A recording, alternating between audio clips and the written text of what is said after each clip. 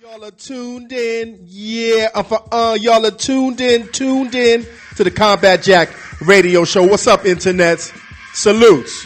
PNCRadio.fm. PNCRadio.fm, Dallas Penn. Salutes. Internets. F your radio. A King PNC Radio. Salutes. Yeah. How's everybody doing tonight, man? How's everybody doing? Combat Jack, what's up? Man, you know, it's been a long week, man. It's been actually a long 2 weeks. We took a long hiatus, man. Happy post-Thanksgiving, Dallas. Happy post-Thanksgiving. Combat, I tell you what, we really didn't take a hiatus. We got locked out. I know, man, but we'll get to that, man. How was your holiday? Oh, man, I enjoyed myself. Chocolate snowflake. Okay. My lady, she put it down. Really? Put it down with salmon, with roast pig and roach pig. Stop playing yourself. Okay. Yeah, just mashed potatoes. Okay. You know, she did a thing. The mashed potatoes? Yeah, mashed potatoes. Okay. This is the first year that me and my wife had Thanksgiving at our home. Oh, nice. You know, it's the first year actually that we're celebrating Thanksgiving after her father's passing.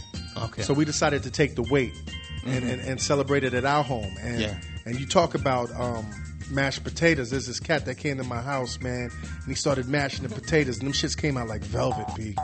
Like velvet, man. It was like he used his feet. How'd he mash? He used his elbows, man. Peace out to Dave and Karen. Yo, we had a good Thanksgiving, man. The kids were happy. You know, we were happy. And then this is the first time in many years that we had a shitload of leftovers, man. So. You know, Friday, Saturday, Sunday. The leftovers ran out by like around Tuesday. We still got a couple of cakes and pies in the fridge. You got about 10 kids in your house. No. I have 4 kids, B. Stop that. Like you are the most Haitian person I know. Every month, I feel like I meet a new brother of yours. You do. You've met a couple of my brothers. Every time I see your wife, she's got a different child with her. Kids begat kids, man. You are just a super Haitian. Nah, man, I'm just a super dad, man. That's what it is. I'm a super dad. Okay. Dallas Penn. I love my kids and I love my wife. And I love the holiday season, man. Happy holidays. Yes, indeed. You know what? Can we give a quick thanks, a quick Thanksgiving or thanks listening to everybody that fucks with us on the internet? A lot of people fuck with us, man. I see y'all, and I really appreciate that, man. Thank you. A lot of thanks, man. You know, y'all don't have to fuck with us. It's Thursday night. It's the holidays. There's a lot of shit y'all could be doing. You could be getting high right now. I mean, but they could be getting high listening to us, too. That's true. That's always a bonus. Like, if you listening to us and you getting high, happy Thanksgiving. And For Loco. No, For Loco, B. Though, did you hear about that article in the New York Times? I think I sent it to you. In the aftermath of them banning For Loco, I read about a couple of people that are coming up with this contraption, this recipe that they're trying to put on the market. It's 40 proof chocolate milk, B. You know what that sounds like 40 proof sludge. I mean, imagine when you let that chocolate milk just sit out on the counter for a while and kind of like, you know, coagulate and get. I mean, honestly, it's incredible that people have to create all these, these concoctions and contraptions. Just get high, all right? But you know what? Just get a needle, open your vein up, and put some shit in there. But think about it, though. Chocolate milk, like, if that confection is so delicious, 40 proof chocolate milk, I mean, it sounds so delicious if they put it together right, man. But the throw up effect is nasty. Oh, that's gonna look crazy. That's gonna look crazy. But I'll tell you what, too, a little spoon of that. Like if your kid is bouncing off the walls, you get them a little spoon of that, their ass will be knocked out. You know, my kids will not have that, B. They will be knocked out to the following morning. They'll wake up the following morning like, yo, what just hit me in the head? No Dad? Loco with that, B. But let me ask you, man. This is a question to you and the internet, man. We are now December 2nd. It's the end of the year. And I know at the top of every year, most of us, like most of us, I come to the table with aspirations and determinations. Did you feel you accomplished what you wanted to accomplish in 2010, man?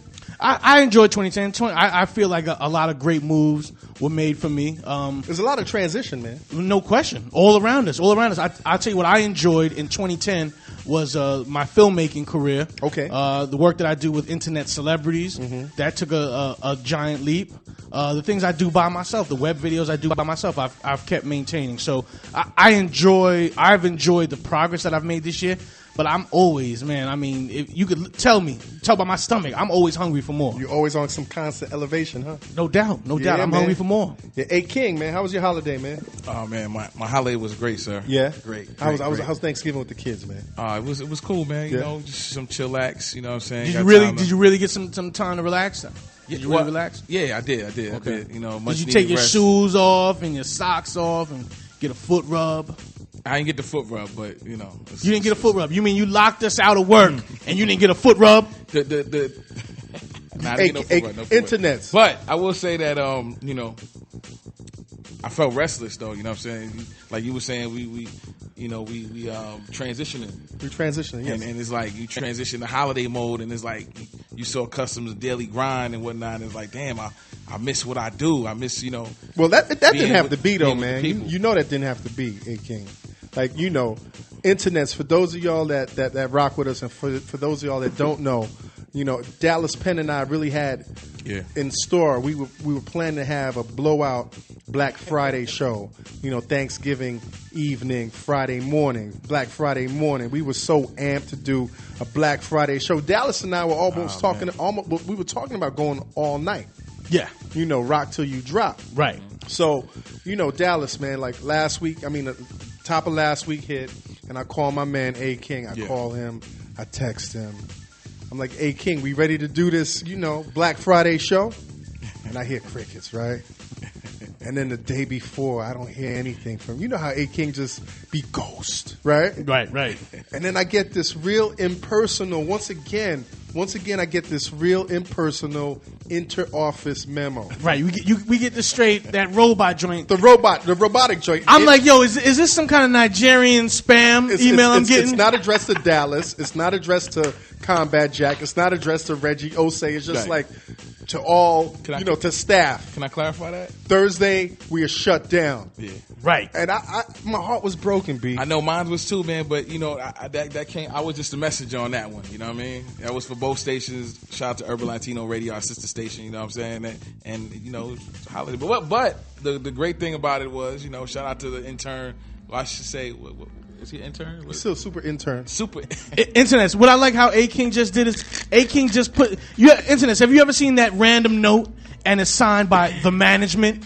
And you say to yourself, who the fuck is the management? Like, who is that? Yeah, A King. Man. A King just put it on the management. But I will say, you know, over that weekend, A King, you are the management. And are you not the head program director of PNCRadio.fm? Every time I see you, you got a big ring of keys connected to your hips, man. Every time I see A King, he's got some young tenderoni in thigh-high boots. Hey King, if you signing the job application, signing some kind of application, going through some applications, right? Now let me ask you something, man. What's up? If you really wanted to have a Black Friday show, if you really wanted to do anything on this, I'm gonna keep it 100,000. 100,000. Yo, I was this close to just saying, yo, let's do it. So why didn't you do it, man? I didn't want backlash, man. Because you're a company, because you're a company. I'm a company, right? A King, you a PNC. A King. There's nothing wrong with that. Who do you think would have gave you shade behind that? Nah, nobody would have gave me serious. shade. I don't think I would have got shade. But who do you think the backlash would have came Can I tell from? you what I did? Y'all probably gonna throw me under the bus for saying it. Say it. I was on Target at the Target line in Gateway, out, you know. Yeah, off the belt. Yeah, I like the marshals over there. Go ahead. Doing what? I was trying to make a Black Friday purchase. So you was out there making a purchase when we could have had our Black Friday show. You know what? That was generic right there. Combat. That was generic. So A King was at home with his shoes off. Okay. Now sleeping. And now let me tell you why I'm disappointed also, man. Because while we slept and we were amped, internets, we were amped to give you a show. But while we slept, man, there was such a major shift going on in like radio. Do you see what's going on in the landscape of radio right now? Let's talk about it. You know, shout out to Angela Yee. You know, Shade 45. You know, shout out to Ed Lover, Power 105, formerly of Power 105. It's been a shift, you know. Apparently overnight the internets and terrestrial and satellite woke up and there's been a change. Angela Yee is now helming the morning show, or as they call it, the Breakfast Club at Power 105. Oh, that's the name of the show? It's the Breakfast Club. They're calling it the Breakfast Club. All right, good for them. They're going to debut next Monday. Wow, that's big. It's Angela Yee, it's Envy, DJ Envy, and it's Charlemagne. Charlemagne the God. Charlemagne the God. That is a big move. And was it Envy the dude that star on Buck Wild? Yeah, he was. Yeah, exactly. That part of that. Yeah. But you know, Envy has a million jobs. I think he might be West Indian because he's all over the place. Or he might be Illuminati. He might be Illuminati too. I mean, you know, I can't call that. But so right now, man, it looks like they're really gearing up. Power 105 is really gearing up for like head-to-head competition with Hot 97. Yeah, Peter Rosenberg and Cypher Sound. About time. I put my money up. Yeah. Angela Yee, the new Breakfast Club all the way, baby. I'm gonna tell you what I like about that is that means that Angela Yee spot in Satellite, that lane is open now. Well, I mean, they haven't made any announcements. You know, I haven't gotten a call. Hey, King, did you get a call? I have some interest. No, I didn't get a call, but I got some interesting scenarios. If they on their internets and they on their Grizzly and they see what's going on, then you know. Now let me ask I gotta be honest with you. I got a call. You got a call? From my creditors, though. So, for real, fucks with us, somebody. I got to pay these motherfuckers. I mean, you know, this is PNCRadio.fm. There's no conflict. This is the home right here. Right. But let me ask you a theoretical question. If there was more shifts, too, on the internet. If you got a call, Dallas, to go to Satellite or Hot 97 or Sirius or whatever, would you go? You mean if the Combat Jack show got a call? Or if they decided to throw you the Dallas Penn show featuring Combat Jack? I would be like, what the fuck is wrong with y'all? This is the Combat Jack show. But I'm saying, of course I would go. Of course I would go. Of course I would go. Hey, King, now would you go if they gave you the call? Yeah, there's no conflict. Okay. I just want to know. That's the beauty of internet radio versus satellite versus terrestrial. They don't they don't compete with each other. There's three different lanes, three different avenues where you can, if time permitted, you can actually, you know, make it happen. Shout out to Shawnee Culture. We have a Hot 97 morning show producer that rocks out with us 4 to 6 Monday through Thursday. I would tell you that time does permit. Time does permit the you know, people to fuck with satellite or terrestrial. So there's no conflict of interest because I know you're the company man. I just want to make sure time does permit. There's no conflict of interest. Absolutely right? not. No, okay. Not at all. Okay, not well, at all. you know, not at all. We've spoken internets. We've spoken universe. We're out here. Combat Jack Radio Show, Dallas Penn, A King. This is all part of the new industry, man. Exactly, man. Exactly. Now, you said you heard about some changes going on. Oh man, I seen government seizures of sites. Oh yeah, yeah. What's up with that, Homeland Security? Well, you know, there's a lot going on. Is that for real? For real? We got to get to the bottom of that. I thought 4chan was going hard. You know what I mean? You know what? We gotta work on getting to the bottom of that. I think next week we need to talk to some of the players. We need to get SK in here, man. Let's get SK in here. Let's get Hoffa from On Smash. We need to get Hoffa from On Smash. Yeah. Let's get Mecca from Two Dope Boys. Let's get Mecca from Two Dope Boys. Let's reach out to the them players. cats. Let's get the players. Let's get the players. And you know what? It's been a while. I don't know when's the last time you spoke to SK, but it's been a while since I spoke to SK. Mm-hmm. And I don't feel the kind of ways, but I do feel the kind of ways for not having invited him to our show. Absolutely. You know, so let's bring the brother back on the show, man. Absolutely. Listen, let's go to a music break. We have a special guest, internets. I know y'all waiting to hear this. We have a special guest in the house today. I'm sure y'all are aware, you know who this man is, Noah Callahan-Bever, editor-in-chief of Complex Magazine. Complex Magazine is kind of like right now the Coca-Cola, or like the hip-hop, you know, publishing world. I mean, I would say. I mean, this is no shots at anybody. I mean, well, I mean, think about this too. Now, I mean, who is doing it as hard in print? Pause.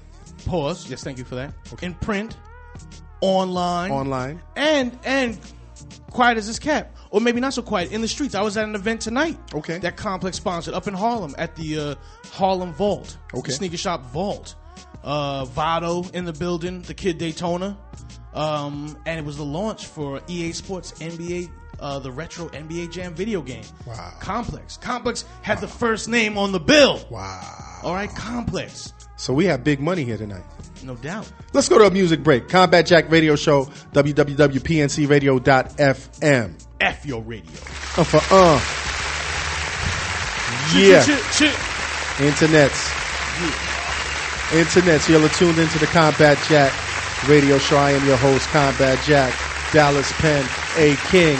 And in the studio we have a very special guest, a man with many names, Noah Callahan-Bever. Currently editor-in-chief of what I think is now the Coca-Cola of hip-hop magazines, print and online. You've worked the at Coca-Cola of hip-hop publishing. Hip-hop publishing, exactly. That is very generous. Now, how's his mic? How's his mic? Make sure this man's mic is on point. Can you hear yourself? I think I can hear myself. Now, Yes. there you go. Now, you've worked at several publications. I have. At several places. It started a long time ago. You've worked at Ego Trip, I did. Vibe magazine, I was there. the legendary Blaze magazine, right? Is that a joke? No, it's not a joke at all. Mass Appeal, which was very underground. Yeah. MTV News. Loved Mass Appeal. Some may take offense to this, but at a very young age, you may be one of the most powerful men in hip hop publishing today. Wow. Am I right or wrong? It's possible. Right. I mean, it's not me. It's not for me to say. Right, but you helm a very big machine. I'm trying to make a product that people like. Right. I think I'm successful for the most part. Now, what I've read about you, about you, and what you've written, and what I'm picking up from you is you seem to be very humble. I'm respectful. Okay. I have, which is important. I have a healthy ego. Right. I feel very confident about my product and right. what do I do. But I know that there were people that came before me, and there will be people that come after me. And I'm just trying to sort of raise the bar. That's a good answer. Internet. He also uses Joe LaPuma as his pit bull. Joe LaPuma's I mean, if no one wants to shit, he'll send Joe out. Joe LaPuma is my Tyler Durden. I'll be honest. Okay, that's good to know. So listen, man, where you from, man? I grew up in New York. Okay, where? Downtown in Manhattan. Okay. Down by Wall Street. Okay. I went to elementary school in the Village. Went to. Where'd you go to school? To St. Luke's. Okay, St. Luke's. I know St. Luke's. Yeah, little school on Hudson. Yeah, I know. My kids my kids go to Friends. Oh, so every now and then they we might have beat them in basketball a few times. No, you know what? The the Friends, at least from the Manhattan Friends. Yes. Basketball curriculum is not that strong. It definitely is not. But what they did have going for them back then was Tim Robbins and Susan Sarandon were on the cheer squad. Really? Every single time we beat them. Really? Yes. Well, that's kind of big. Right now, we currently have what's his name? Combat Jack. Well, Combat Jack is on the cheering squad, and Mike Wallace. Really? Yeah, his grandson. Wow. But anyway, that's totally different, man. So listen, man, you grew up in New York. I grew up there. I went to high school in Park Slope. Okay, where? Berkeley Carroll. Okay. Over on 7th Avenue. Okay, I know very well. Yeah. Okay, so you're a New York cat. I am a New York cat. I didn't know that. Yeah. For us to know so many people, I'm surprised that our paths haven't crossed up until now. I was actually thinking the same thing earlier tonight. Yeah, that's crazy, man. Internet. I always thought Noah Callahan-Bever was a brother. You know why? He has like 6. I mean, how many white do you know with that many names? Like, whenever I see Noah Callahan-Bever, I think of Malcolm Jamal Warner, Scott Poulston Bryant. You know what I mean? You know how brothers will have extra names? Yeah, extra name. The extra name. With the hyphen. Yeah. So I was like, this is a brother. Well, I had a very liberated mother, a woman of the 70s. That, okay. She was on husband number 4, maybe, really? With my dad. Or no, he was 3, but there was 4 or 5 total. So, nice. she knew it wasn't going to stick. So. Right. Well, that's pretty interesting, man. So your mama's hard body. So shout to mom. How was your holiday, man? My holiday was great. What'd you do, man? Well, I stopped by my mother's, hung out with her and my stepfather. That was nice. And then me and my lady friend Karina had some people over to the crib and played a little Pop 5. Whatchamacallit? What's that game? It's not charades. One of those board games. Okay, wait. It's not charades. Oh, wait. I used to love to play Jenga. Okay, yeah. No one really playing Jenga for Thanksgiving anymore. We used to get drunk and play Jenga. Jenga? How do you get drunk and play Jenga? And then beat the crap out of grandma. No one's beating the crap out of grandma anymore. Like, grandma, shut up! So, Noah, man, I understand we have a common passion. In addition to hip-hop, man, I understand you're a big comic book head, man. I am a big comic book head. What was your first comic book memory, if you can my first comic book memory, I mean, I guess at an early age, my dad bought me at a 7-Eleven in New Jersey one of those Spider-Man Presents that had it was a reprint of one of the Steve Ditko Spider-Mans with the Sandman and the whole Sinister Six. Sinister Six. Now, Steve Ditko was incredible. He was amazing. Yes, he was. Incredible. And I read also that you wanted to write comics. That was your career aspiration. It's funny. When I was in high school, actually not even writing, drawing comics was what I wanted to do. And then me and my art teacher had a little bit of falling out. He was a little bit of a dick. And then my mom pulled a little voodoo mind trick on me, just, a little Jedi mind trick to get me to do the full undergraduate 4-year thing. And I ended up at NYU. And then before even that, I ended up meeting Sasha and Elliot and the Ego Trip guys. And it's funny, when I sat with them for my interview, they were like, what do you want to do? And I was like... Now, were they going through an interview process, or they were just interviewing you? Well, here's the thing. I had interned as a 16-year-old for Nervous Records. Okay. Which was amazing because I ended up in a elevator with Buckshot Shorty and some other member of the boot camp clique after they had flipped over Mike Weiss's desk. And this, you can imagine, is a very awkward moment for a 16-year-old who was in the office, like, cutting stickers. Right. And then... to be in that environment. Your favorite rapper comes in, flips out, and then you end up on a random, like, waiting for the elevator while the rapper is... Yeah, that's real surreal right there. Extremely tight. Yeah. So, after that... And probably tight at you also, because you probably it was represent the establishment. He didn't really want to be disrespectful, but you could tell that he recognized that I was standing there watching... You were neutral. Yes. And so I went from there, and I realized that I really didn't want to do that, and so I ended up deciding I wanted to intern at a magazine because I felt like, well, all right, if I do that, I can sort of like cover all the music I like. Right. And I sat there in my room with like On the Go in one hand and Ego Trip in the other hand. I was like, I'm gonna figure out where I want to go, and I decided, fuck it, I like Ego Trip. Right. They're funnier.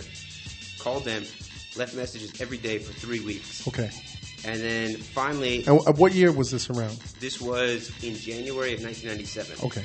And finally, at the end of January, Sasha's then ex-girlfriend who was selling all the ads for Ego Trip, Vicky, called me back and had me come in for an interview, and I met with Chairman Mao and Gabe Alvarez.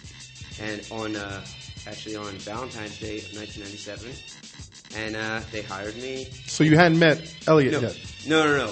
At that point, Elliot was working at The Source. Okay. And Sasha was working at Vibe. So it was basically just Gabe and Brent and Vicky at the office. And these guys would call in and be like, they were like the weird mythical, Charlie and the Angels type. Did you meet Ted Bauno at the time also? Or? Well, yeah. Ted would call in as well. Okay. Like Charlie from Charlie's Angels. Yeah, he would be on speakerphone. He would, he would just speak. Shout out to Ted Bauno. Yeah, Ted changed my life. But yeah, it was funny because they later would admit that like they purposefully ignored my calls for weeks and weeks and weeks, and then finally for the purposes of just being like, "Fuck it, who cares?" Right. And then finally, Vicky was like, "Yo, this kid keeps calling every single day for like 3 weeks. Like, he obviously wants this shit every day." Badly. Yeah. I came in, and then I was just the intern that would never leave. And I was like, yo, do you need me to do something Saturday? So what exactly did they have you doing at Ego Trip? Yo, I mean, I did everything from on the glamorous side, writing Chub Rock Review, to on the grimy side. Now, what record did Chub Rock have in 97? Because I don't remember. It was the one where the album cover looked like the Beatles cover, where it was him walking across the street. Okay. Like Abbey Road yeah. shit. And In My Mind, I think it was called. Okay. And I shitted all over it. It was horrible. I don't recall a Chub Rock, and this is no shots to Chub Rock because I have a lot of respect for him, but I don't recall him doing anything post Chub Rock made 92. some great records, right. but that was not one of them. Okay. And so that was like the exciting thing I did. On the grimy side, I took boxes of magazines on a hand truck and walked up and down Broadway and delivered them to newsstand retailers and had filled out a little booklet on consignment. Right. Different business model back then, huh? Oh yeah, ran around the city dropping off magazines for all the record labels, everyone that they thought was useful. Basically, absolutely anything they needed. Right. Cleaned up photos in Photoshop, everything. Now let's go back a little bit. Going back to your passion, comic books. I didn't know you drew. Were you nice? Was your pen game nice? I was all right. Now, who was your influence? I mean, I grew up in the 90s, so right. I was McFarlane, okay. Liefeld. And you like Liefeld? Yeah. I hated Liefeld. I mean, in retrospect, he was horrible. Right. But he would draw the smallest ankles, B. Oh man, everything was. McFarlane was kind of like the last great one for me. Yeah. And I go back to I'm Miller, Byrne, Adams. Yeah, or Adams was definitely the shit. Yeah. Well, he's talking about Neil Adams. Neil Adams. He's talking about Neil Adams. Yeah. Okay. Yeah. No, I'm an old motherfucker. I give it to Neil. Now it's funny because I wanted to be an artist, a comic book artist, and we're talking about college and aspirations. I had a good relationship with my art teacher, and at the time that I applied to college, I knew nothing about college. My family's first generation, but I had an ill portfolio of like art that I would paint, like acrylic paintings, and I had an interview with Cornell University. And it was nothing about my grades or anything like that. They just looked at my art, and I got accepted to their art program. So I definitely owe a lot of my education to comic books. And I definitely owe a lot to Frank Miller because one of my paintings was this ill painting of Daredevil. Mm-hmm. You know. So anyway, so you basically copied a Frank Miller joint. Yeah, copied I actually was going to bring it in today, but I was like, you know what? I got too much. So you bit like a Frank Miller joint and used that to leverage yourself. I paid homage, man. I like your style. You sampled. Yeah, I sampled. Now let me ask you another question. I think we've had this conversation online, and I pardon us, internets, if this is too geekish, but this is what we do. Frank Miller or John Byrne? I mean, I know this is a little ahead of your time, but Frank Miller all day. I mean, because me and Dallas have these arguments. I don't know if you've ever read an interview with John Byrne, but that dude. But he's an asshole. Banana Ram LZ. That guy is fucking out of his mind. Exactly. But Frank Miller's become a douche now himself. Well, Frank Miller is a douche as well, and this is no shots to Frank Miller. He did some cocaine and had some sex with some models. And cocaine is a hell of a drug. He enjoyed it. Neil Adams. Seriously, internets right now. Fuck what these dudes are saying. Neil Adams all mother effing day. What about Jim Steranko? Jim Steranko was crazy. Jim Steranko, nice. Take a little LSD and watch. Jim Steranko was crazy. And internets, take note. Listen to this on the rewind and do your research. These names we are dropping are names that have probably influenced you in ways you don't even know. Ways you don't even know. Mm-hmm. So let's move forward, man. So you're at Ego Trip. Yeah. Were you a magazine head at the time? Yeah, I mean, dude, my room was covered in pictures of Rap Pages and The Source and, Ego Trip and On The Go. And so to get there and to meet these dudes, and, very quickly I put together Gabe was the guy that made Rap Pages dope for the last 2 years. And, he was the one that was behind the Quest of Mad Lad cover. Right. Which I was like, how the hell did Quest of Mad Lad get on the cover of any magazine? Right, exactly. I was totally kind of awed by these dudes. And so you were a fan of the industry and a fan of the players that you were now dealing with. I mean, I grew up reading Wizard, right? Okay. I love the idea of the coverage of... Once again, another shout to, the comic book industry. Wizard. No, because Wizard was all the people that I looked up to that were the creators of the comics that I loved. And so then, sort of taking that one step further to the independent world of publishing in rap magazines was kind of almost the same thing. Right. Now, did you read Details? No. Okay. I mean, I read Details when they had the founders of Image in Details. Interview? Again, that's a little before your time. I knew of it, Interview and Vibe, they were just a little too left for me as like a 14-year-old. Right, I see what you're saying. It was like, I picked up Vibe back in the day and was like, this is some weird shit. They have one great article about De La Soul and then a bunch of R&B stuff I don't care about. Exactly. So, I mean, this is kind of like a stupid question, but what was your earliest hip-hop moment? What got you into hip-hop? My earliest hip-hop moment? Yeah. Ever or credible hip hop? Well, credible, the one that your like Oprah says your hip hop aha moment. My aha hip hop moment was, I guess, trying to steal a Nation of Millions cassette in Boulder, Colorado, and getting caught by the owner of the store and thrown out. In Boulder, Colorado. Yeah, we were on. Somehow we were. Now, on, how old were you? I was 11 or 10. Because that's real. That's real young in your life right there. I was driving cross country with my older cousin who was like 17. Now, rap was obviously a bad influence on your life then. Yes, rap. I'm ruined by rap, obviously. And yeah, he kept playing Nation of Millions, and then we went into a cassette store. We were on our way to Vail during the summer, like on some road trip across the country, and I saw his friend pocket an Ice-T Original Gangsters cassette, and I thought, oh, that's really cool. So I tried to do the same thing. Not as nice on my hands. Now, you're lucky, though, because you just got thrown out. You didn't get arrested. No, I mean, I was literally like 11 or 10 years old. Right, exactly. And I mean, you were white. That didn't hurt. Right, I mean, in Boulder, Colorado. Well, I'm just saying, Willie Nelson gets nabbed with like 6 ounces of weed, and he has to pay bail. Wiz Khalifa, because he's being a maverick.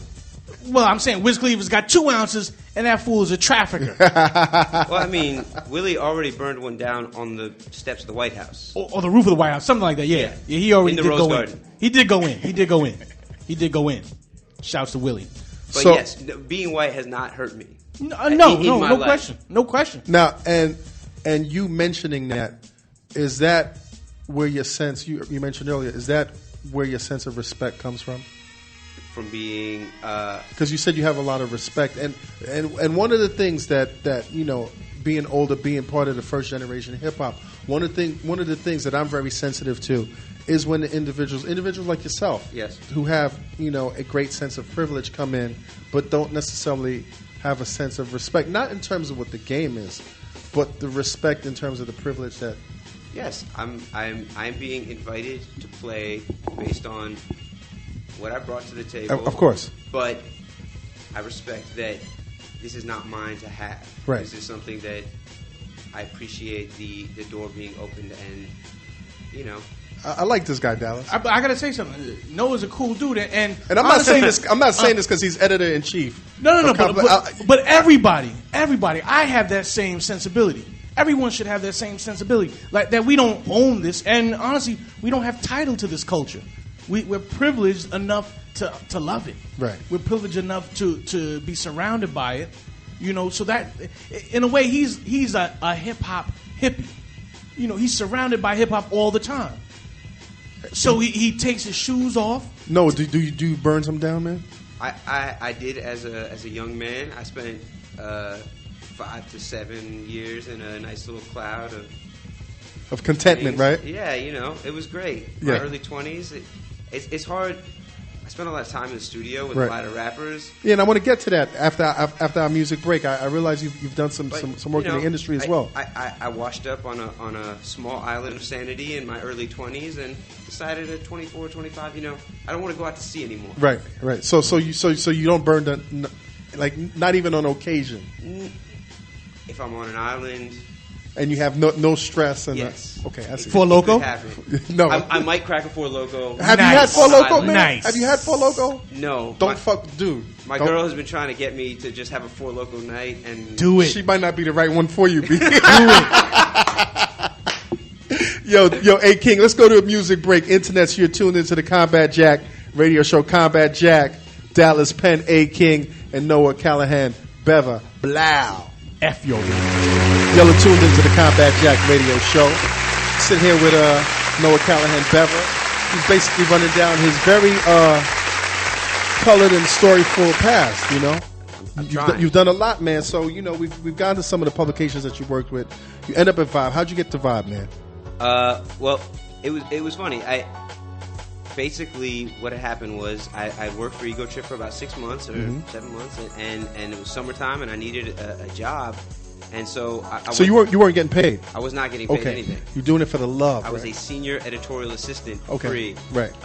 Now, but still, you must have been on cloud 9 because it was amazing. I'm sitting around, these dudes are writing everything together. As a teenager. Yes, it was a dream come true. My mom was sweating me very hard for all this work. Now, at that time, were they proud of you, or were they worried? No, they were very proud. She just was like, "What are you doing? Is that you have a plan?" Right. And I was working at All Comics on Bleecker Street for paper. Really? At the time, yes. That was on Wednesdays, and when the comics came in, I would help unpack them. But, so I probably might have met you back then, man. It's very possible. You were at Def Jam. Yeah, and I spent a lot of money on comics in the 90s, man. in the village. I submitted a portfolio for that 1997 ad campaign that was like comic book themed. You may remember the Def Jam. Yeah, I remember that. As a matter of fact, I think Foxy was running around. Yeah, I remember that. LL and, I think Redman. Yep, I remember that. It was not very well done. Shout outs to whoever did that, but they took my job. So anyway, now was the drawing board? Yeah, still in place at Def Jam with Say Adams and Steve. Was Steve Carr still there? Because I know Steve Carr. I know Say was there. Right. One of them used to come by All Comics, and the dude Joe, who was the manager of All Comics. I came in one day and he was like, "Yo, man, these dudes are looking for somebody to draw this thing. They want a comic book themed ad campaign." You know, I told them that one of the guys that worked here was kind of nice with it. Why don't you just bring your sketchbook over and just leave it with them? Right. I never got my sketchbook back. Okay. That was cool. But yeah, so I was working at Ego Trip just for free. I was super duper excited to do anything, and I started. And you're meeting rappers now. You're actually at this point I was just a done. Okay. And I stepped to Sasha and was like, "Hey man, if you have any hookups for jobs," and I'm thinking, I know he knows the Grand Royal people. Maybe I can get a job at Extra Large, working retail, like something like that. Something. Because you didn't have a plan. You just wanted. I just thought, another comic book type job for the summer. Anyway, and he hits me and is like, "Yo, do you know anything about fact checking?" And I was like, "I have not even the slightest clue what that is." He's like, "Well, my boy Dave Bree just got promoted at Vibe, and there's an extra spot in the fact checking department. Look, I'm gonna vouch for you, but just tell everyone that you're 21." And because I was 17 at the time. Just tell everyone you're 21 so it doesn't make a scene, and go meet Dave. I think this could be a good fit. Meet Dave in the park when I'm 20. And they didn't fact check on you. They did not fact check on me. Which is the irony. I think Dave was slightly complicit in the whole thing. Right. And they hired me as a freelance fact checker, and I started there with the Erykah Badu issue in 97. Okay. And that was, I fell into an OC review for Jewels, and that was the beginning of my getting paid for rap career. Meanwhile, and it felt nice. Yeah, and and every day we would work all day, and then me and Sasha would walk down to the Ego Trip office at night and work from 7 till midnight on Ego Trip. Okay. And that was how I, So you're learning your skills, you're getting paid now, and then you're also establishing a solid work ethic because you're not a 9 to 5. No, you're not necessarily. You're not punching out. No, this was all that I was doing with my time.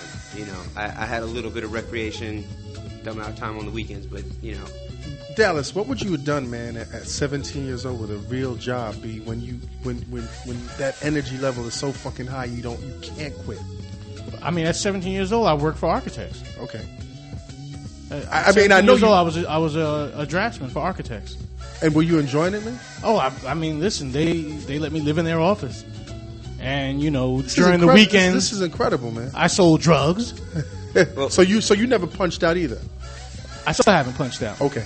Well, this was the real thing that cemented my status with Ego Trip. And this was the thing that this was actually after they had already offered me I had gotten the Vibe job, but basically they had a falling out with their then art director, right? And this was right when Brent Rollins was coming on as their new art director. Their old art director was the owner of the only computer in the office. So at that moment, a happy coincidence was that my mother had promised me she would buy me my first computer for college because I would need it for papers and whatnot. So I struck up a deal with Chairman Mao where I was like, "Hey man, look, I'm about to get a computer. It's going to be a new computer, so presumably it'll have..." What kind of computer was it? It was a Mac clone. That brief window when they were making Mac clones. Well, that wasn't like the bubble-looking one with the... It was a desktop, It was a desktop. And so I struck up a deal with them, and I was like, "Look, if you let me keep my computer at your office and give me a key to your office, then you can use my computer all during the day to lay out the magazine." Right. So Brent Rollins arrives from L.A., and they lay out the magazine on my computer, but all of a sudden I become, the sort of sixth player off the bench. Right. And that was a weird power move that actually sort of made me an integral part and elevated me from being just, a good intern to the other guy that's like down with Ego Trip. Of course. Like Noah gave a fuck about Ego Trip more than Ego Trip gave a fuck about Ego Trip. I don't know if I go that far, but in a sense, you gave one you for put the it on the team. line for Ego Trip. I definitely invested everything that I had in that team, and you know, those guys have given it back to me tenfold. You know, Of course. Sasha was the one that put me on at Mass Appeal, and you know, Elliot at Double XL, and Right. you know, and now Brent is my art director at Complex. It's a beautiful thing. Yeah, it's kind of like a full circle. Yes. So let's, I'm jumping around, and I'll catch up to the present, but let's talk about Blaze magazine, man. Yo, Blaze was crazy. How was Blaze, man? Blaze was nuts. I mean, you know, I got on because It was a lot going on at Blaze, man, in such a short period of time. It was nuts. You know, the launch was crazy. Then we had the incident with Wyclef pulling the gun on Jesse. That was nuts. Then one day I show up from NYU, and all of a sudden I don't see Jesse, and I'm like, "What? The Mad Rapper came by." Now, I don't know if you've been reading my tweets over the past couple of days, but Yes, there's been some interaction between you and D-Dot and Mr. Washington as well. yeah, but going back to, I remember because I was doing a lot of business with Keith Clinksdale at the time, and I remember he called me and my partner to his office one day, and this is before Blaze, and he was like, "Listen, man, I have this idea for this magazine, and the idea that I have is based on, my favorite album right now is Life After Death, and my favorite part of that album is the Mad Rapper skit, where the Mad Rapper's going on and on about he's more John Blaze with that. I can't get this Blaze word out of my mind. So I really want to do this magazine based on the Mad Rapper." And because we had a good relationship with Keith, and because we had a good relationship with D-Dot, D-Dot was cool in terms of us divulging his, because at the time it was top secret. Nobody knew who the Mad Rapper was. And eventually, I don't know exactly what caused. And that was the funny thing, working on the magazine side of things was, I guess none of us really understood that it was a top secret thing, I right? see. And that's the sense that I got from my side. Literally, it was just, if you had ever heard D-Dot speak and you heard the Mad Rapper speak, you knew that was... Right, and incidents. What we're talking about is an incident that happened years ago at Blaze Magazine, where Derek Angeletti was the Mad Rapper, and one of the writers at Blaze Magazine inadvertently revealed that Derek Angeletti was the Mad Rapper. It wasn't even that we revealed him. We had a single review of a Mad Rapper song. That's right. And we put a picture of D-Dot in the magazine. Right. And, again, it wasn't my column. I was so there was something but along the chain of commands that got lost. No one, I can speak, definitely no one in the magazine thought that they were doing anything that was even slightly disrespectful insidious or whatever. Right. No, it was like, oh, well, yeah, that's that dude. That's the Mad Rapper. Yeah, so, okay, yeah, we need art. Yeah. Right. Put a picture of D-Dot. Now, which is crazy because I've worked with D-Dot since, Two Kings in the Cypher. Wow. And when I heard what happened, I was like, he didn't do that because that's not Derek Angeletti's, that's not in his nature, but he had a lot riding on it at the time, man. But yeah, man, there was a lot of shit going on at Blaze, huh? Dude, that, and then, the exit of Jesse Washington was also pretty crazy. Blaze was a very exciting place to be at. Now, how long were you at Blaze, man? I was there from the first issue to the last. Okay, and how many years was that? It started in May of '98 and it ended in May of 2000. Right. Now, one thing I do credit Blaze having is you guys had some incredible covers, man. Like the iconic cover that pops off in my mind, correct me if I'm wrong, was the Nas burning. Oh. No, that was XXL. Was that XXL? Nas burning the magazines? Yeah. Burning the stores. That's XXL. What was the issue with Nas on Blaze? No, we had the weird one with him in the Lakers jersey. Okay. Looking very soft. Okay. But you guys had some. What did he have on, like a 5XL Lakers jersey?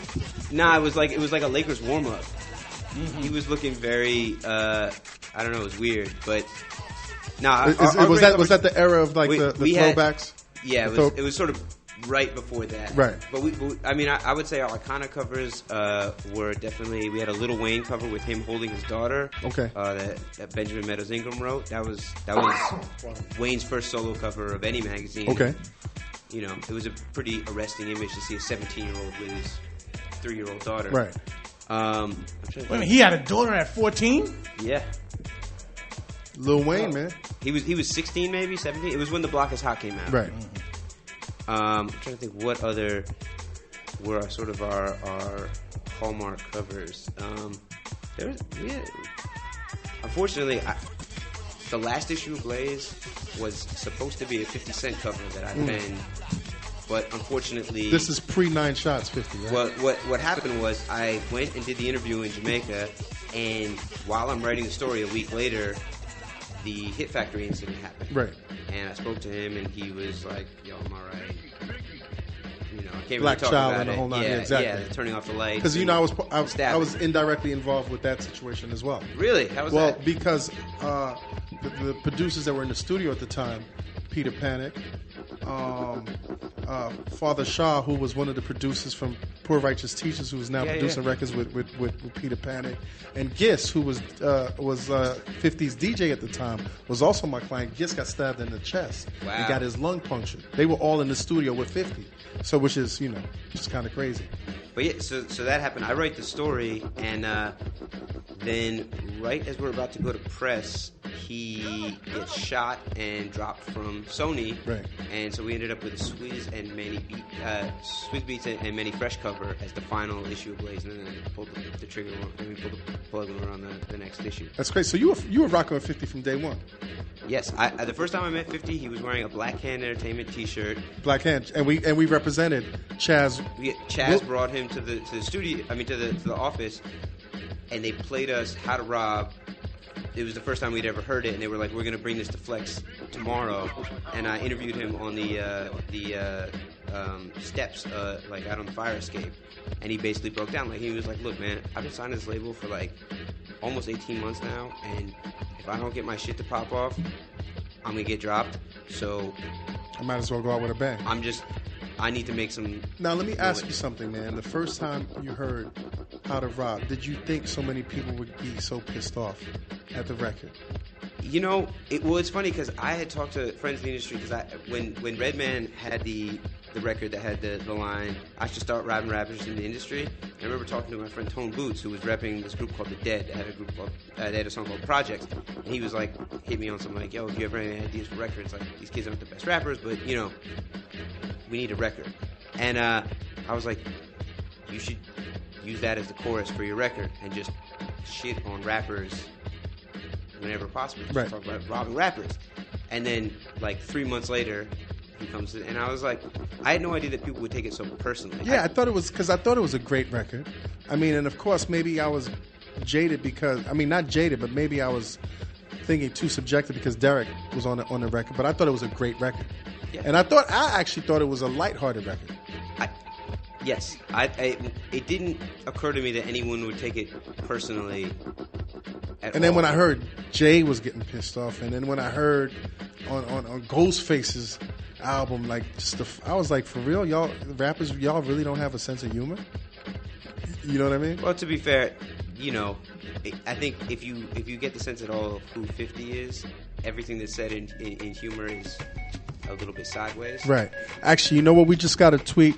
Hey, King, can we turn down the instrumentals in the back just a little bit? Because I understand that someone just hit me and said that the background instrumentals are decimating the vibe. Is that better? Is that better, internets? Is that better?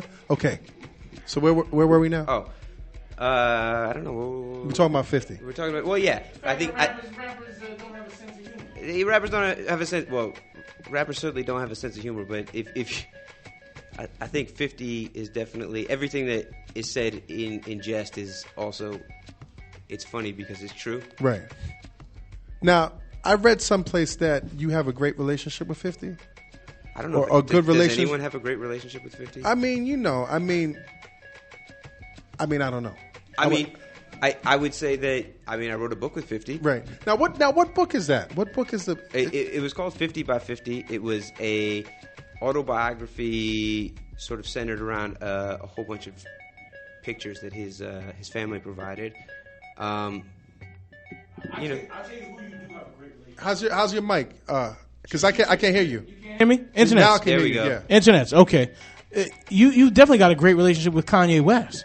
Yeah, we have a friendly relationship. Now you interviewed Kanye Were you one of the first people that interviewed Kanye? Yes. In 2002? Yes. For Mass Appeal? Yes. Tell me about that. Well, it was funny because I had been working at MTV that summer, and Wait, hold up. How'd you end up at MTV? I ended up at MTV because I had been working for Dante Ross at Stimulated Records as an A&R. Shout out to Dante Ross. Shout out to Dante Ross. Yes, shout out to Dante Ross. And after about a year of that, I got a random phone call out of the blue from someone at MTV being like, we're trying to launch a hip-hop TRL called DFX, and we heard from Mimi Valdez that you might be somebody that would be great at writing this. And so all throughout your career, man, you got some important people co-signing you. Yes. I mean...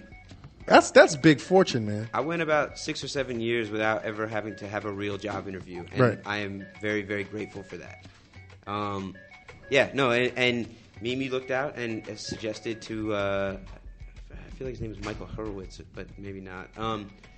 That they talked to me, and I came on and I wrote for them for a little bit, and then I ended up at MTV News for a while. And who was at MTV News at the time?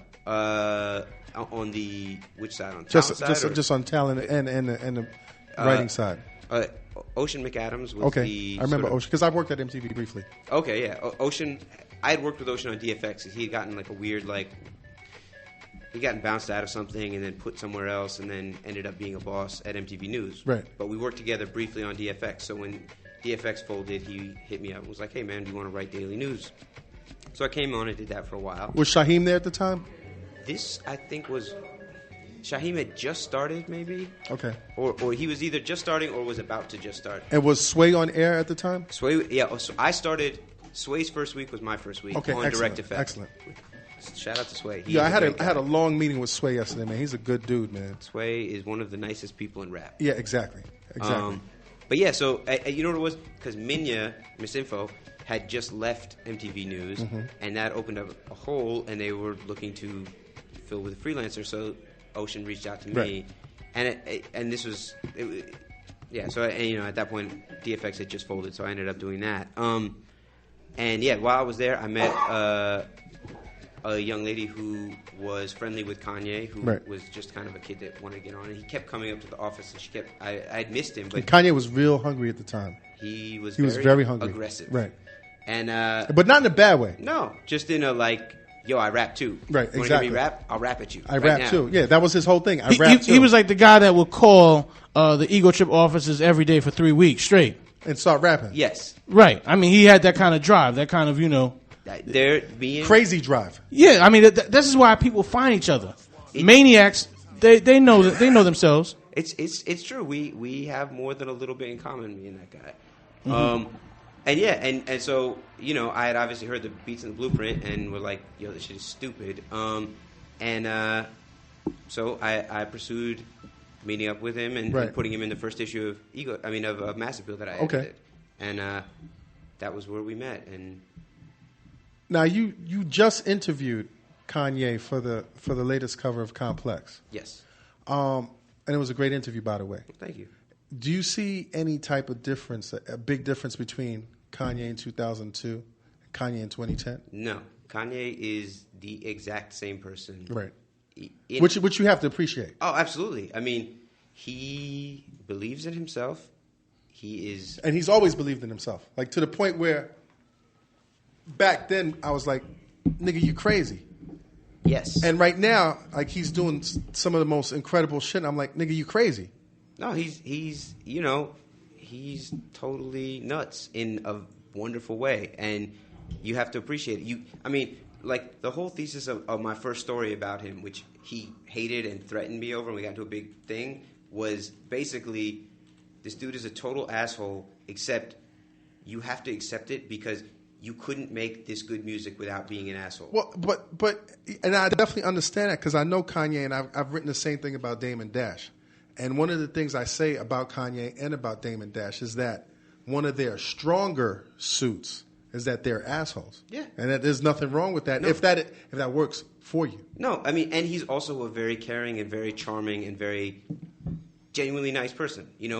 That dude has been very, when I was going through my shit last year, he reached out to me like more than some of my very good friends just to make sure I was all right.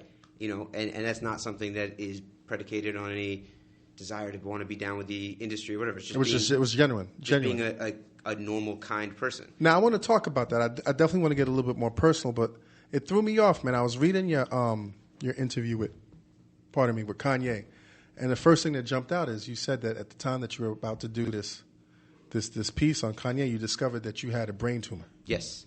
And I was like, what the fuck, B? Like a brain tumor? Like for real? Yeah, that happened. It was super duper crazy. Right. So you're at Complex. So I'm at Complex. You're making money. Life is good. Everything is great. Right. You're not chicked up yet. Were you chicked up? Did you? I was recently. Imagine that, dating someone for 6 months and finding that out. She trooped it. You're jet setting. You're traveling. The whole nine. And then, what happened, B?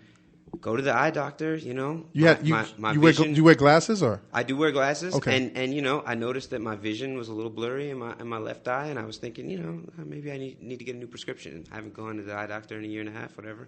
Go through, and he's like, yeah, let's do some tests. All right. All of a sudden, I'm there for 3 hours. I'm thinking, that's weird. I don't usually spend 3 hours getting tested at the eye doctor. At the eye doctor.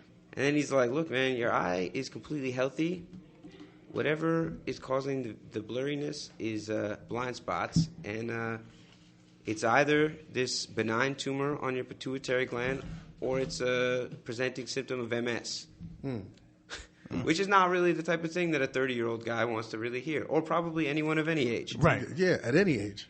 So you have to do the MRI. I went and got an MRI. Did you do the standing one or the? No, the laying down one. How was that? I heard that's the worst shit you can go through. That shit sucks. Right. It's not fun at all. You're in this little tube. You're in a little tube, cramped up. I don't know how anyone. It's like 2 inches from your nose, right? Yo, I'm not even a really big dude, and I had to hunch my shoulders. I would imagine you're not claustrophobic. No, I mean, if you were claustrophobic, you would go nuts. But you became claustrophobic sitting in that. Dude, it takes a lot of breathing exercises to remain cool because you're in there for 45 minutes. And the shit is loud. It's yeah. And then, so I do that, and then they come back, and I have about 2 weeks of probably like the craziest anxiety ever because, a benign tumor on your pituitary gland is bad, but multiple sclerosis is way worse. Right. And they, I find out it's this benign tumor, and then you take it out and it's surgery. And, of course, my uncle is a neurosurgeon, and he was very blasé about the whole thing. It was like, I do like 40 of those a year. Don't worry about it. You'll be fine. Right. And I was like, yeah, I don't know about that. I don't know if I'm going to not worry about it. But fortunately, you have great medical coverage. I do have great from Complex. Thanks right? to Complex. Shout out to Complex for that medical coverage, right? Yeah, man. And you get that news and you're like, wow, at least I don't have MS. Shit. Right. Could be a lot worse. Now, I have a friend of mine who has MS, and it's kind of painful to see him go through that. I can only imagine. That was, wrestling with what that might be like was a very difficult time. It was a difficult thing for me. And, so I went and I had the surgery. And the surgery was where exactly? At NYU. No, on you. Oh, in me? That went through my nose. Ill. So no scars. And I don't mean ill like, I'm not, like, I'm just, it's a natural reaction. Ill, be like, did that hurt? Actually, this is the weirdest part. It didn't at all. Like, they put you under, you wake up, and you got bandages on your nose. But wherever they're going is places that you don't even have nerves. Right, I see. It's just mush and craziness. And cartilage Combat, if you can't take a little blood, man, how are you going to survive the zombie apocalypse? I mean, I could take blood. I'm just listening to this man's story. You over here cringing. Listen, the zombie apocalypse is going to be blood. Before I lose this thought, I had to ask you, a couple of months back. Yes. The internet's buzzed on a meme called "We Don't Fuck With You Musically." Yes. And this was generated from an interview that Complex did with Kid Cudi. Shout out to Joe LaPuma. Yes, that was a big interview. And I mean, the internet loves memes. They love great memes. And this was one of those. This was like, this was Where's the Beef? Yes. Pause. But I mean, this had a lot of legs to it. Do you worry about the brand, becoming too familial with artists? I mean, how so? Well, I mean, I got to think that when that kind of dropped and with the legs that it had, Complex, doesn't it distance itself from Wale to a degree? Wale certainly doesn't become a friend of the brand because that, and conversely Kid Cudi, but the way it was pushed out, he could have felt the kind of way about Complex Mag. Don't you worry about being too tabloidish, or is that how you have to operate in this current media climate? I mean, I don't, I don't think that what we do is tabloid, to be honest. I think, Kid Cudi basically went in on Wale for an extended period in the interview in response to Wale taking a lot of subliminals, not even subliminals, just straight up shitting down his throat in songs on Joe Budden TV, for a year and a half.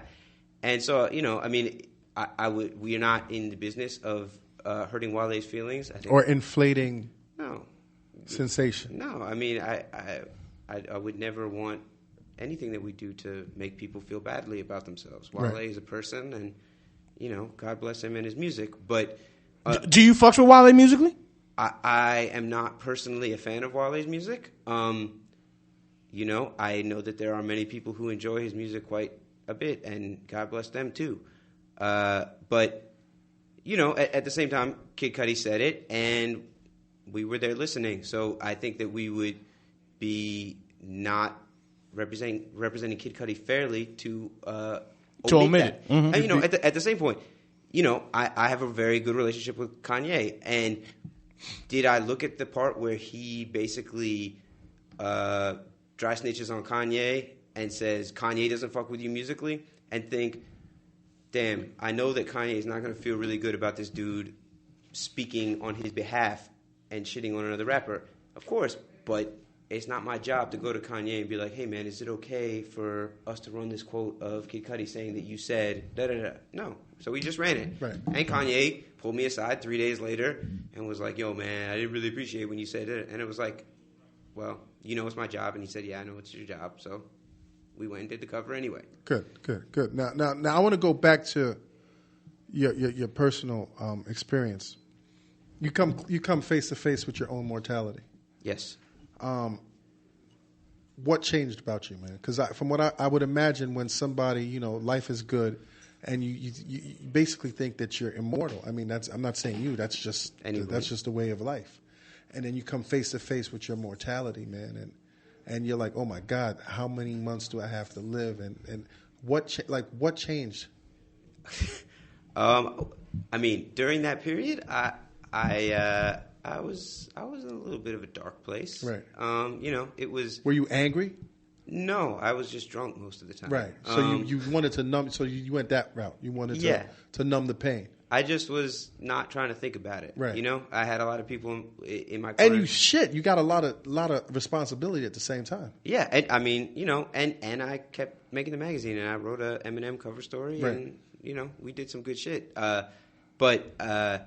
Yeah, during that little window, I was definitely like, well, I'm just going to have fun with my friends and my girl and, kind of roll the dice and let the chips fall where they may. Having emerged from it and being okay and seemingly okay moving forward. You got a clean bill of health. Yeah. And your family doesn't have any history of that type of... No. Okay. It was a random thing. I mean, there's always a chance of recurrence, but... Right, of course. I've gone and gotten a couple of MRIs at this point, and everything's all good. So still doing the tube thing. You haven't switched up to the standing one yet, man. Still the tube. Come on, dude. Won't you upgrade to the stand up? Yo, man. One time they put me in the CAT scan. That was the greatest thing ever. It's like a donut that just like over you. 2 seconds. Exactly. Right.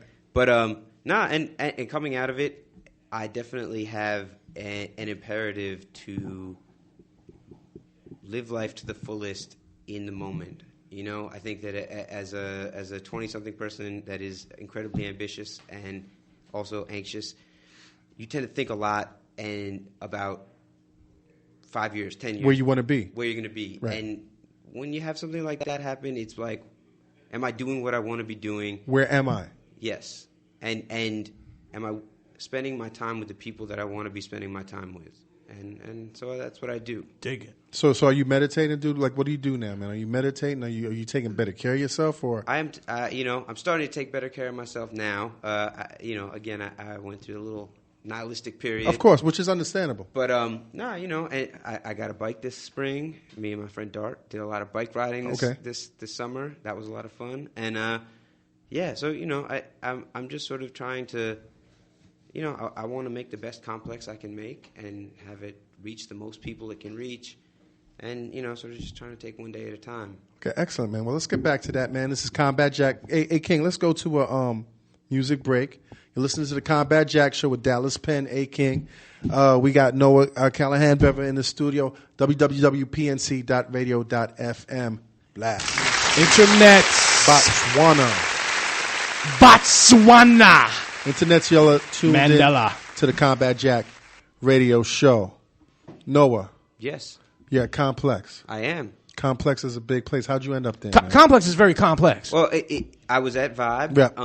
and a couple of my friends had left Vibe and gone to Complex in the beginning of 2005. And So Complex had already been around, though? Yeah, they'd been around since 2002. Right. And because I remember getting some early copies of the magazine and being blown away because the shit was dope. Yeah, I mean, when? Back in 2002? It was like 2002. I think I got the first issue, or like it was either the first issue or the test. What do you call it? Yeah, the test pressing. The test pressing. And yeah, I mean, Complex, I think as an idea was very ahead of its time.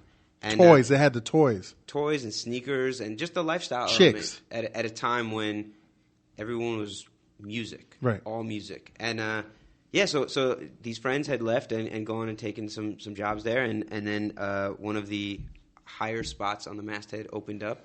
And the guy who was running the thing at the time asked them... Who's the guy that was running it? Well, it was Richard Martin. Okay. And so Richard asked my friend Donnie and his Andrew, who I had worked with at Vibe, if they knew anyone that would be a good number two. And they suggested me. And about a year later, Richard left the company, and I was promoted. And... that was in the summer of 2006. Now, did you want to before you were at Complex? Did you want to go over there because of your friends, or did you want to go over there because of the idea of what Complex was? I came from Mass Appeal, and I always felt like what Mass Appeal represented had a sort of bigger trajectory than what Mass Appeal ever could have, given the fact that it was independent. And while I was at Mass Appeal, was right around the time that Complex launched, and I always looked at them and was like, this is. I think I'm smarter than these dudes, but they have a lot of money, and it's really nice what they do with all these resources, and it must be cool. And so, working at Vibe and being in a very sort of like vertically rap-oriented world, it was cool. And, I love writing about rap. That's what I enjoy. But I saw Complex as an opportunity. It was like, look, I like making magazines, and I could see myself, working at anywhere from a GQ to an Entertainment Weekly or, anywhere in the future. And I think Complex could be that stepping stone. Right, Little did I know that I was going to end up running Complex and doing it for 5 years. So, there was that opportunity, and I thought that looks like fun. And I can, sort of get to cover comic books and Hollywood and rap and sneakers and, like, all the things that I really like. And what could there possibly be a better fit? This is like Mass Appeal on steroids. Right. Now, when the promotion came, like when the prospect for the promotion came, were you like, oh shit? No, I was ready. You're ready. Yeah. I mean, I saw that this was something that I wanted. You fit naturally into that role. Yes. I mean, being at Vibe, it was kind of like I feel like I have the ability to run a ship. I don't know if I'm going to get that opportunity here, or how long the line is to run it. At Complex, it was like, oh, I'm one chess move away from that. So I saw that it was like, okay, well, so I can cut my teeth as a number two, helping this guy run the ship, and whenever it is that he decides to leave, then Okay, now let me ask you this: how hands-on with the magazine is Mark Echo? Mark is like. He's like a coach, but at this point, a very hands-off coach. Right. Early on, we talk a lot. It's not ever really specific sort of instruction. It's very kind of Mr. Miyagi-ish, Right. And he just... wax on, wax off. Yeah, he throws out abstract ideas, and, he's... And sees if you could catch it. And is very like, maybe this will spark something interesting in you. Right. He's never like, go do this. Right. He's like, I was thinking... So he's not overbearing with his agenda. No, never. I mean, Mark is super cool and super duper smart. And super rich, too, right? Yeah. Yes. He's done quite well for himself. Right. And so he is there to kind of, provide that sort of outside perspective, and also just the dude is very good at selling things to people. I mean, he sold a lot of clothes to a lot of people. Right. And so, and I actually still like some of his shit. He like does. I like. Shout out to the cut and sew division and the Boba Fett sweatshirt that I run around in. And then, one of my favorite pieces is the Silver Surfer tee. That I still rock from like 9 years ago. Yeah, when they had the wash that shit, man. I wash it, come on. But yeah, Mark is so he's a cool cat. Like super cool. He's not eccentric a whole lot. I mean, he's eccentric as anyone that's super duper rich is, but right. He's not. He's constructive in his. It's not like go jump through hoops and do this stuff. It's like, hey, wouldn't it be cool if we did a cover that was like this image, and then it's like I maybe file that, and 2 years later I'm like, remember that image that Mark showed me? That would be cool. Let's do that. That kind of thing. Shout out to the Complex holiday party. I don't know if they're having one this year, but the Complex holiday party, the ones that I've attended, incredible. Really? I mean, just on 23rd Street in the showroom. Oh, yeah. Sick open bar. Cocktail shrimp. The size of horses, actually. I rode one home one year. I got super twisted, and I took the cocktail shrimp and rode that home. So, yeah, definitely. Yes, the Echo family knows how to throw a party. I can definitely attest to that. So let me ask you, man. So you're young, you're complex, you wield a lot of power. You're making good money right now, huh? I'm doing all right. Yeah. What are you spending your money on, man? And this is one of those, I would say, typical like. Yo, I spend my money on everything that I wanted when I was 16. Right. Okay. Nice. So for example, Fanboys unite. What are your financial vices? Like, what do you? I mean, like what is like? We wake up like I need that shit. I might get lost on Nike.com and fuck around and spend an obscene amount of money and then just have it show up at my girlfriend's house. Like, why are there 6 boxes of sneakers that showed up at the doorman? Nice. Like, Did you travel a lot? I mean, I know your job requires you to travel a lot, but.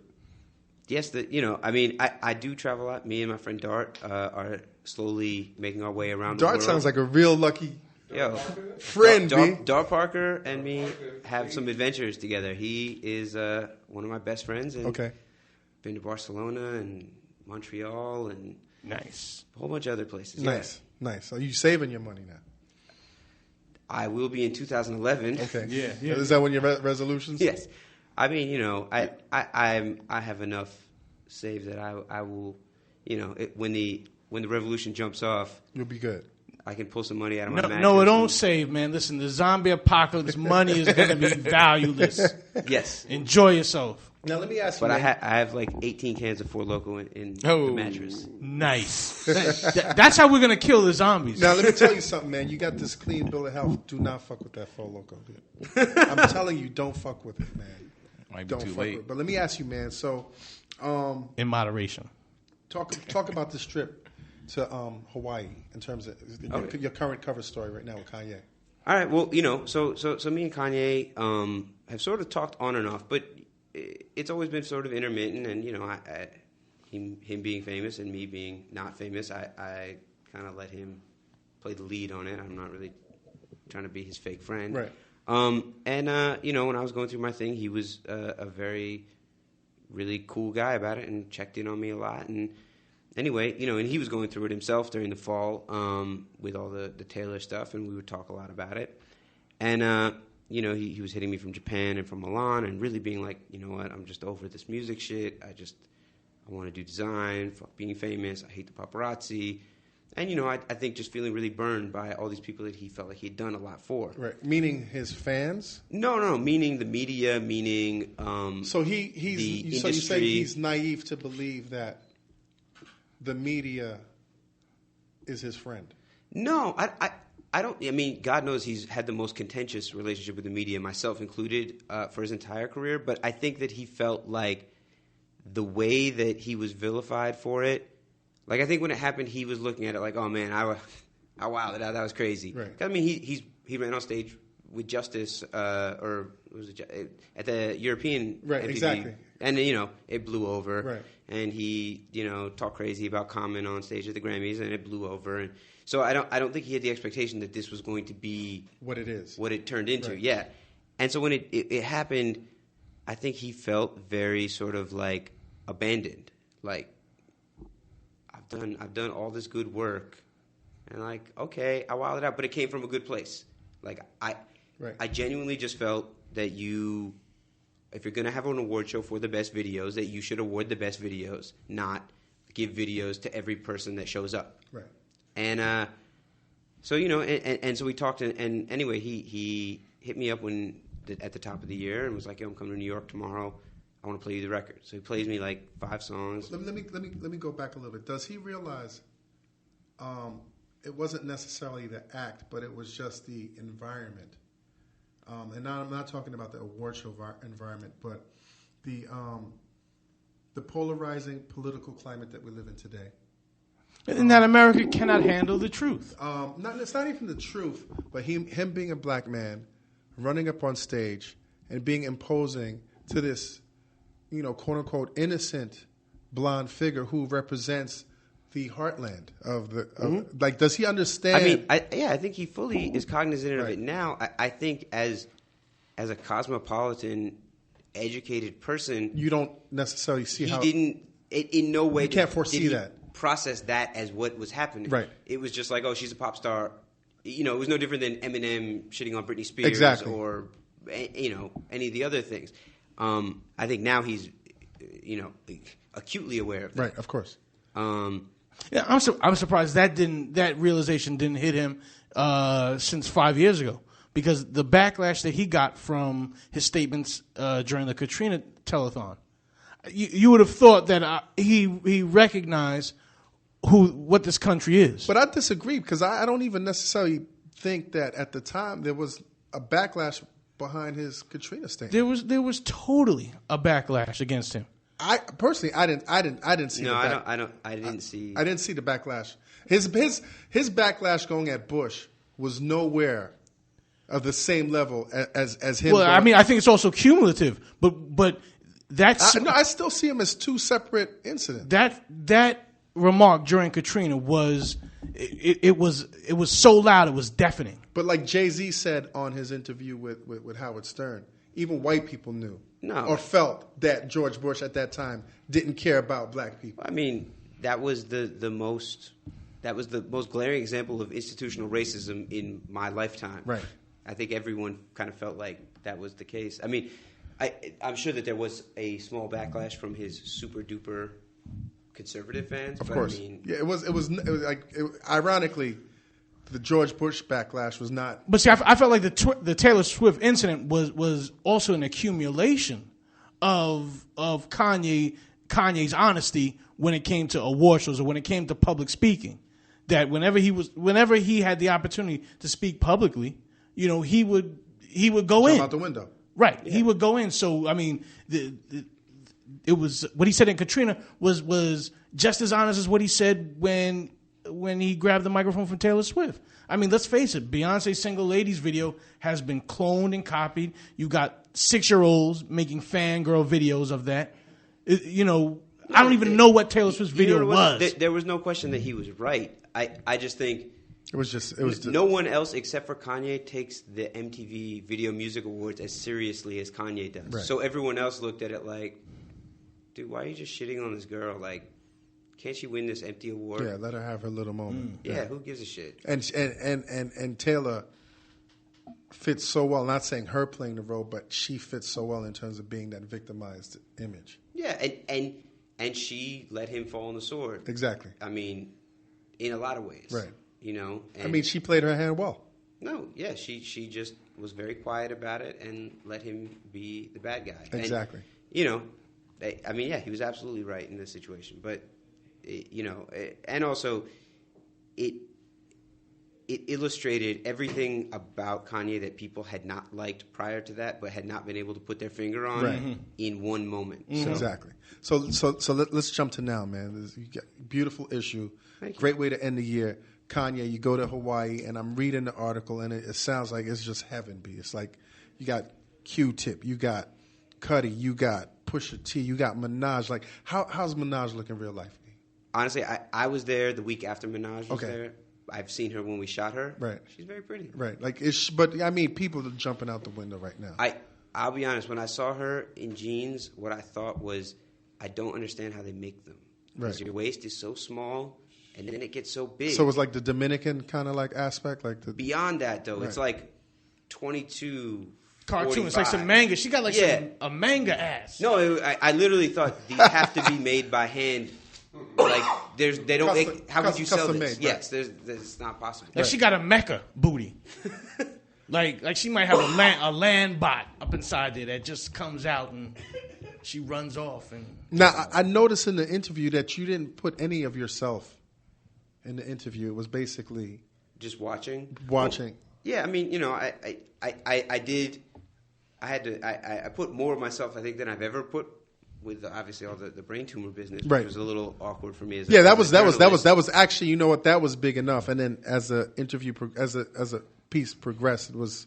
Well, yeah, once I got there, it was like, I mean, what do you say when you're at breakfast and the RZA is sitting to your right and Pusha's to your left and Kanye is across the table and Q-Tip's catty corner and you're sitting there and you're talking about who likes Over or, what's going on in rap music or how, the RZA EQ Ghostface voice back in the day to this decibel so that... To make it sound less whiny, right? Yeah, because now he says they don't really EQ it properly and that's why his voice gets all high-pitched. Right. Can I ask you a question? Do these guys, when they're at the breakfast table, do they even talk about rap? Do you have to force them to talk about rap? No, all they talk about is rap. Mm-hmm. Like, when I was out there, and it's funny because, I've known Kanye for the better part of 10 years now, and in general, he does not ever want to talk about music. It's like the last thing he wants to talk about. He wants to talk about clothes. He wants to talk about style. He wants to talk about art. Women and the whole nine. Yeah. Oh, he likes to talk about girls. Right. But when we were out there, all we talked about was music the entire time. And it was very clear that everyone understood that he had, he felt embattled. And he has surrounded himself with the most talented people. He galvanized himself. In order to get his mojo back. Right.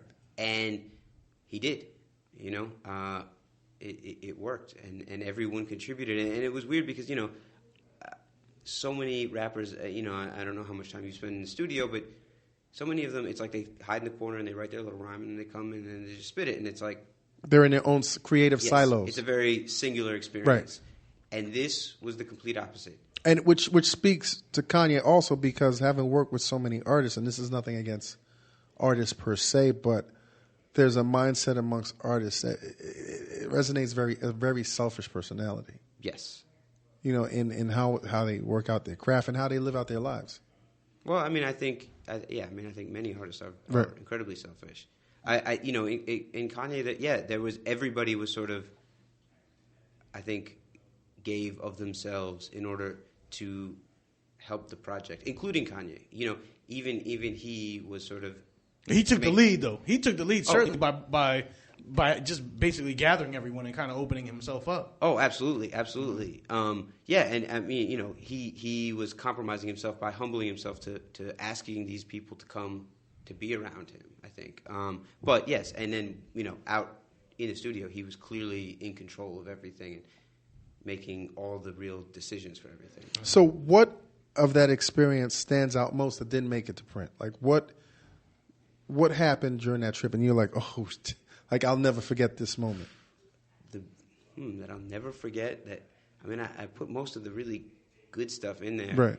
I mean, it was really just the sort of cumulative thing of watching them write and record together and watching Kanye. I didn't really get too in depth about the actual writing process of the records, but he was so sort of open to other people's feedback, and really it was literally like writing a line at a time and then kind of like seeing if someone has a line or and then people would try to help and then he would push back on them, and that was really interesting. Other than that, going to the YMCA with the RZA was hilarious. Oh, here, what the moment that so the RZA is actually like, he's really the RZA in real life. It's fucking crazy.